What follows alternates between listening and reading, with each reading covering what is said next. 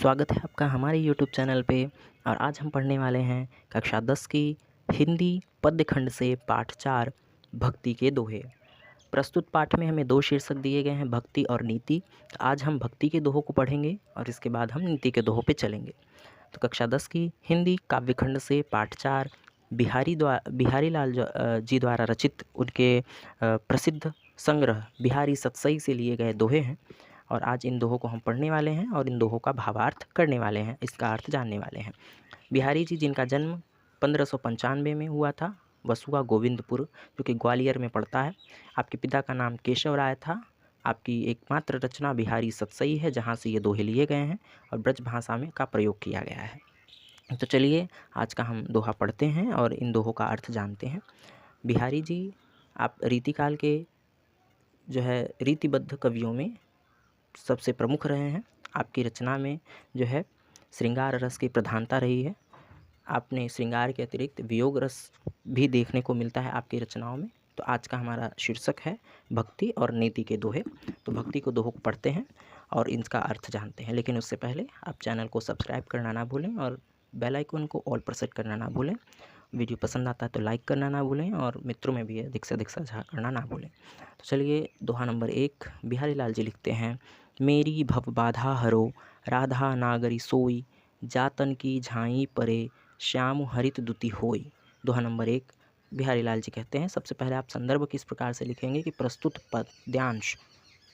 पद्यांश हमारी पाठ्य पुस्तक हिंदी के काव्यखंड से भक्ति के पद या भक्ति शीर्षक से लिया गया है। इसके रचयिता बिहारी लाल जी हैं। संदर्भ लिखने के उपरांत आप आगे बढ़ेंगे। मेरी भव बाधा हरो, जो बिहारी लाल जी हैं वो कहते हैं मेरी भव बाधा हरो। भव कहते हैं सांसारिक बाधा यानी बाधाओं को, अर्थात सांसारिक बाधाएं, अर्थात वो चीज़ें जो मनुष्य के जीवन के लक्ष्य को प्राप्त नहीं करने देती, वो कठिनाइयाँ, वो परेशानियाँ। राधा नागरी सोई, नागरी कहते हैं चतुर को, कि हे चतुर राधा, मेरी सांसारिक बाधाओं को, मेरी सांसारिक कष्टों को हर लो यानी दूर कर लो। कि हे चतुर राधा, मेरी सांसारिक बाधाओं को हर लो।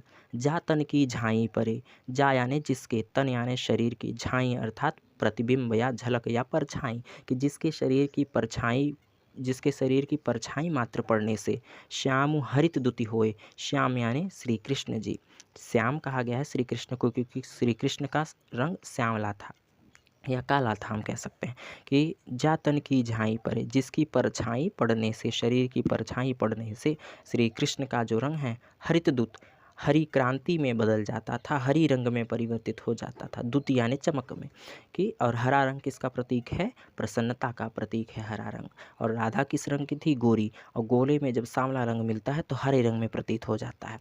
तो श्री बिहारी लाल जी कहते हैं कि हे चतुर राधा, मेरी सांसारिक बाधाओं को हर लो, मेरी सांसारिक बाधाओं को दूर कर लो। कि जिस राधा के शरीर की परछाई मात्र पड़ने से श्री कृष्ण का रंग प्रसन्नता से भर जाता है, श्री कृष्ण का शरीर प्रसन्नता वाले रंग से भर जाता है, गौर वर्ण में बदल जाता है। तो हे राधा, मेरे सांसारिक कष्टों को दूर कर दो। उम्मीद करता हूँ बच्चों आपको दोहा समझ में आ गया होगा। अगर नहीं समझ में आया तो आप कमेंट में अवश्य पूछिएगा। चलेंगे दोहा नंबर 2 पे। कहते हैं बिहारी लाल जी, मोर मुकुट की चंद्र कणु, यूं राजत नंद नंद, मनु शशि शेखर की अकस, किय शेखर सतचंद। दोहा नंबर 2 में कहते हैं मोर मुकुट यानी मोर का जो मुकुट है, की चंद्रकणु, चंद्रकणु कहते हैं चंद्रिकाओं से, यानी मोर का जो पंख है वह चंद्रिकाओं से भरा हुआ है। छोटे छोटे जो हम कह सकते हैं नग नहीं होते हैं मुकुट में, उसको कहा गया है। कि मोर के मुकुट में जो चंद्र कणिकाएँ हैं, जो छोटे छोटे जो है मोती और जो छोटे छोटे हीरे जड़े हुए हैं, विभिन्न प्रकार के रंग बिरंगों से भरे हुए चंद्रहार है, उसका आशय लिया है बिहारी लाल जी ने। कि मोर मुकुट के चंद्रकणु, कि मोर के मुकुट पे जो चंद्र कणिकाएँ हैं वो यो राजत नंद नंद, इस प्रकार से सुशोभित हो रही हैं नंद नंद यानी श्री कृष्ण को। कि श्री कृष्ण पर मोर मुकुट की जो चंद्रिकाएँ हैं, मोर के पंखों पर रंगों का जो चंद्रहार है, वह ऐसा प्रतीत हो रहा है कि मनु शशि शेखर की अकस, जनु जानो मन मानो हो तो उत्प्रेक्षालंकार होता है, तो उत्प्रेक्षालंकार है यहाँ पे। मनु शशि शेखर की अकस, शशि शेखर यहाँ कहा गया है शंकर जी को, शंकर जी को कहा जाता है शशि शेखर, क्योंकि उन्होंने सिर पर चंद्रमा को धारण किया है। कि मानो ऐसा लगता है कि शंकर जी की अकस अर्थात प्रतिद्वंद्वता ईर्ष्या से, कि मानो ऐसा लगता है कि शंकर जी की ईर्ष्या से किया शेखर सतचंद। अब यहाँ जो दूसरा शेखर शब्द आया है वह कामदेव के लिए आया है, कि मानो ऐसा लगता है कि जो कामदेव हैं वह ईर्ष्या से, शिव जी की ईर्ष्या से कामदेव ने जो है अपने मस्तक पर, अपने सिर पर हजारों चंद्रमा को धारण कर लिया है। किया शेखर सतचंद, सत यानी सैकड़ों, कि मानो ऐसा लगता है कि कामदेवता ने भगवान महादेव की ईर्ष्या से अपने सिर पर सैकड़ों चंद्रमा धारण कर लिया है। पुनः देखते हैं एक बार मैं आपको बच्चों बता दूं, जो शिव जी हैं और कामदेव हैं, ये दोनों एक दूसरे के शत्रु हैं, क्योंकि शिव जी ने कामदेव को भस्म कर दिया था इसलिए बिहारी लाल जी कहते हैं, मोर मुकुट की चंद्रकणु यों राजत नंदनंद। श्री कृष्ण के सिर पर जो मोर का मुकुट है उसमें जो चंद्रकणिकाएँ हैं वो ऐसी सुशोभित हो रही हैं, इतनी सुंदर लग रही हैं कि मानो ऐसा लगता है कि शिव जी की ईर्ष्या से, शिव जी की ईर्ष्या के कारण, शिव जी से शत्रुता के कारण कामदेव ने अपने सिर पर सैकड़ों चंद्रमा को धारण कर लिया हो। इस प्रकार से वह सुंदरता दिखाई देती है। चलेंगे दोहा नंबर 3 पे। कहते हैं बिहारी जी, सोहत ओढ़े पीत पटु श्याम सलोने गात, मानव नीलमणि सैर पर आतप परियो प्रभात। सोहत यानी सुशोभित होते हैं, ओढ़े यानी पहने हुए, पीत पटु यानी पीले रंग का वस्त्र। श्री कृष्ण जी पीले रंग के वस्त्र को ओढ़े हुए, पीले रंग के वस्त्र को पहने हुए इस प्रकार से सुशोभित होते हैं कि श्याम सलोने गात, श्याम यानी श्री कृष्ण जी, सलोने यानी सांवले रंग का, गात यानी शरीर।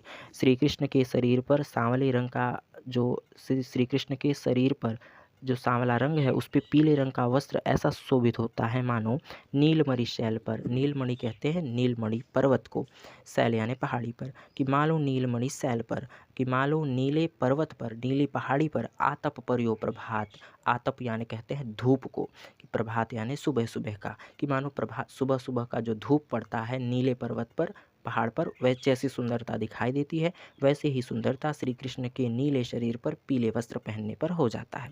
पुनः देखते हैं एक बार इन पंक्तियों को, कि श्री कृष्ण के सांवले शरीर पर जब वह पीले रंग का वस्त्र धारण करते हैं तो ऐसा लगता है कि मानो नीलमणि पर्वत पर सुबह सुबह की सूर्य का जो है धूप पड़ गया हो, प्रभात का किरणें पड़ गई हों, तो जो सुंदरता दिखाई देती है वैसे ही सुंदरता उस समय दिखाई देती है जब श्री कृष्ण अपने सांवले शरीर पर पीले रंग का वस्त्र धारण करते हैं। चलेंगे दोहा नंबर 4 पे।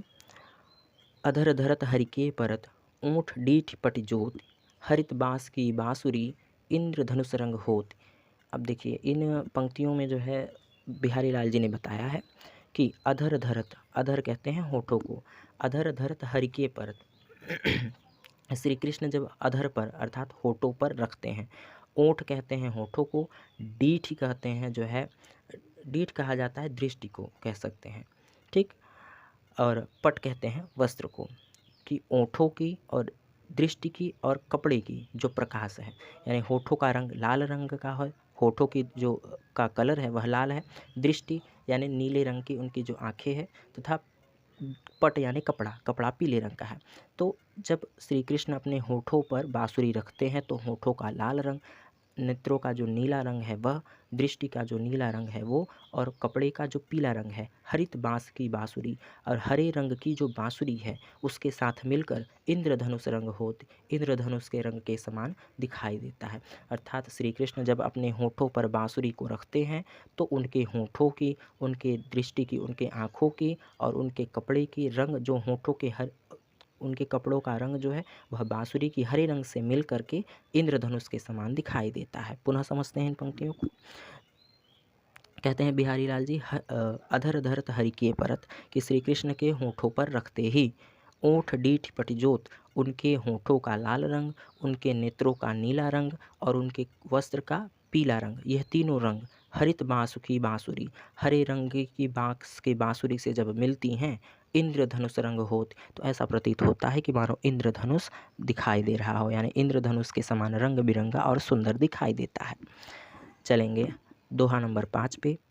या अनुरागी चित्त की, गत समुझे नहीं कोवे, जे तो डूबे श्याम रंग, ते तो उज्जवल होए, ज्यों ज्यों डूबे श्याम रंग त्यों त्यों उज्जवल होए। बिहारी जी कहते हैं या अनुरागी चित्त की, कि इस अनुरागी अर्थात प्रेम, अनुराग कहते हैं प्रेम को, कि इस अनुरागी प्रेम हृदय की, चित्त यानी कहते हैं हृदय को, कि इस हृदय के प्रेम को गति समझे नहीं कोई, कोई इस हृदय के जो है प्रेम को नहीं समझ सकता। या अनुरागी चित्त की गति समझे नहीं कोई, कि इस प्रेम भरे हृदय की गति कोई नहीं समझ सकता, इसकी दशा कोई नहीं समझ सकता। ज्यों ज्यों बूढ़े श्याम रंग, कि जितना ही यह श्री कृष्ण के श्याम रंग यानी श्री कृष्ण के रंग में डूबता है, त्यों त्यों उज्जवल होए, वैसे ही वैसे ये उज्जवल होता है, अर्थात सफ़ेद हो जाता है, या हम कह सकते हैं पवित्र हो जाता है। ठीक, कि कि हमारे हृदय का जो प्रेम है वह कोई नहीं समझ सकता। जितना ही यह श्री कृष्ण के प्रेम के रंग में डूबता है, उतना ही जो है वह उज्जवल हो जाता है, पवित्र हो जाता है। अर्थात जितने ही हम भक्ति में श्री कृष्ण के डूबते हैं, हमारा हृदय उतना ही उज्जवल और पवित्र हो जाता है। कहने का आशय यहाँ पर यह है। चलेंगे दोस्तों, बच्चों हम अपने अगले दोहे पर, दोहा नंबर हमारा 6 कहता है, तो लगुया मन सदन में हरि आवे की ही बाट, विकट जटे जो लघु निपट, खुले न कपट कपाट। प्रस्तुत दोहे में बिहारी जी का कहना है कि व्यक्ति के हृदय में ईश्वर का निवास तब तक नहीं होता जब तक उसके अंदर कपट होता है। तो इस दोहे में उन्होंने यह बात बताने का प्रयास किया है।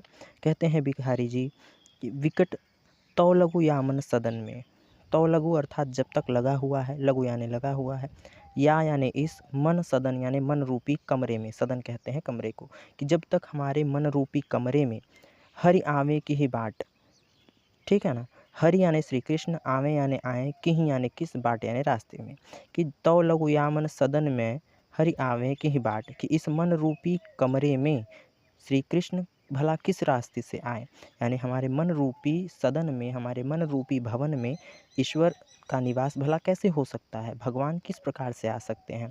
विकट जटे जो लघु निपट, विकट कहते हैं दृढ़ता से जो बंद किया हो, कि जो दृढ़ता से बंद किया गया हुआ है, निपट, जो लघु यानी जब तक होता है, ठीक है, मैंने आपको पहले बताया, जो लघु अर्थात जब तक, कि जब तक हमारे हृदय में विकट जटे दृढ़ता से बंद रहता है, निपट यानी अत्यंत ही, खुले यानी खुलता, कपट कपाट यानी कपट रूपी किवाड़, यानी हमारे हृदय में जब तक कपट रूपी किवाड़ अत्यंत ही दृढ़ता से बंद है, कपट रूपी कवाड़ जब तक हमारे हृदय से नहीं खुल जाता, तब तक हमारे हृदय में भला श्री कृष्ण जो ईश्वर हैं वह किस रास्ते से आ सकते हैं।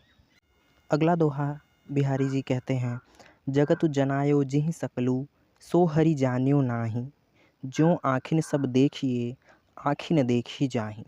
प्रस्तुत दोहे में बिहारी लाल जी बताते हैं कि हम ईश्वर को नहीं देख पाते जिसने इस संपूर्ण संसार को पैदा किया है। कहते हैं बिहारी जी, जगतु जनायो जिहि सकलु, जगतु यानी संसार को, जनायो अर्थात जन्म दिया या पैदा किया, जिहि यानी जिसने, सकलु यानी संपूर्ण, कि जिसने संपूर्ण संसार को पैदा किया, सो हरि जान्यो नाय, उसी हरि को, उसी ईश्वर को हम नहीं जान पाते। कहते हैं बिहारी लाल जी कि जिसने संपूर्ण संसार को पैदा किया, जगतु जनायो जिहि सकलु, जिसने संपूर्ण संसार को पैदा किया, सो हरि जान्यो नाय, उसी हरि को, उसी ईश्वर को हम नहीं जान पाते। ज्यों आँखिन सब देखिए, कि अब उदाहरण देते हुए बिहारी लाल जी कहते हैं, ज्यों आँखिन सब देखिए, कि जैसे आँखिन यानी आँखों से, सब देखिए यानी सब देखा जा सकता है, कि जिस प्रकार से आँखों से सब देखा जा सकता है, आँख ही न देखी जाए, परंतु आँखों से आँखों को नहीं देख सकते। यानी अपनी आँखों से हम पूरे संसार को तो देख सकते हैं, सब कुछ देख सकते हैं, परंतु अपनी आँखें नहीं देख सकते। उसी प्रकार से जिसने संपूर्ण संसार को पैदा किया, हम उसी ईश्वर को ही नहीं जान सकते। आई होप आपको समझ में आ गया होगा। एक बार फिर से देख लेते हैं इस दोहे का अर्थ। जगत जनायो जिहि सकलू, सो हरि जान्यो नाही, ज्यों आँखिन सब देखिए, आँख ही न देखी जाए। बिहारी लाल जी कहते हैं कि जिसने संपूर्ण संसार को पैदा किया है, जिसने संपूर्ण संसार को बनाया है, हम उसी ही ईश्वर को नहीं देख पाते, नहीं जान पाते। जिस प्रकार से आँखों से तो सब देख लेते हैं, परंतु आँखों से आँखें ही नहीं देखी जाती। अंतिम दोहा है हमारे आज के शीर्षक का, भक्ति के पद का अंतिम दोहा। कहते हैं बिहारी जी, जप माला छापा तिलक, सरे न एको काम, मन कांचे नाचे वृथा, साचे राचे राम। बिहारी लाल जी कहते हैं, देखिए प्रस्तुत दोहे में बिहारी लाल जी ने ऐसे व्यक्तियों पर व्यंग किया है, ऐसे व्यक्तियों पर कटाक्ष किया है जो केवल नाम मात्र के लिए, जो केवल दिखावे के लिए ईश्वर को जो है ईश्वरमयी जो है या साधु का जो है वेश धारण कर लेते हैं। कहते हैं बिहारी लाल जी, जप माला छापा तिलक।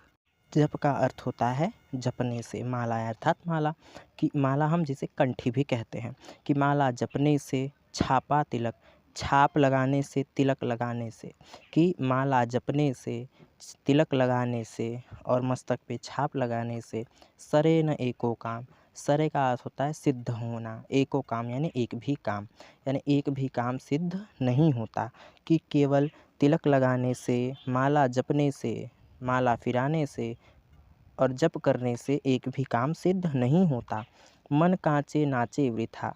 मन कांचे, कच्चे मन, यानी जिसका मन कच्चा है, जिसके मन में सच्ची भक्ति नहीं होती, कि जिनका मन कच्चा होता है उनका मन तो नाचे वृथा, वृथा यानी व्यर्थ, कि उनका मन तो इन व्यर्थ कामों में ही नाचता है।